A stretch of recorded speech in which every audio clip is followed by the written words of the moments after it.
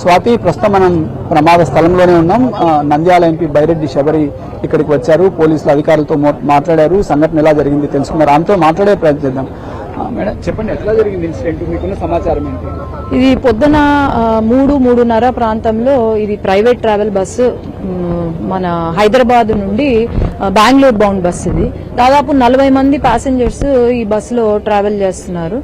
ఇది ఏంటంటే దివాళీ పండగ పూర్తి కావడంతో అందరూ ఫ్యామిలీస్ తో పాటు వెళ్లడం, బెంగళూరుకి వెళ్లడము జరిగింది. 40 మందిలో 19 మందిని మేము ఐడెంటిఫై చేయగలిగాము. హాస్పిటల్లో అడ్మిట్ చేసి ట్రీట్మెంట్ తీసుకుంటున్నారు.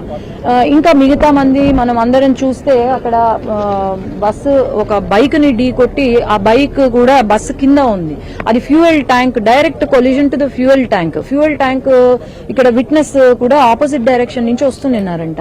ఆయన చెప్తున్నారు, అమ్మ కొట్టంగానే విత్ ఇన్ సెకండ్స్ మొత్తం బస్సు అంటుకుందమ్మా, నేను ట్రై చేశాను ఏమన్నా కాపాడగలుగుతానా అని, అసలు ఆ సిచ్యువేషనే లేదు, మొత్తం బస్సు అంటుకుంది. కొంతమంది మాత్రము విండోస్ నుంచి దూకే వాళ్ళు, నేను కొంచెం హెల్ప్ చేయగలిగాను, వాళ్ళను దూరం తీసుకొని రాగలిగాను, అంతే తప్ప అది పెద్ద బాంబ్ బ్లాస్ట్ మాదిరి ఉండింది అని అంటున్నారు పాపం విట్నెస్ కూడా.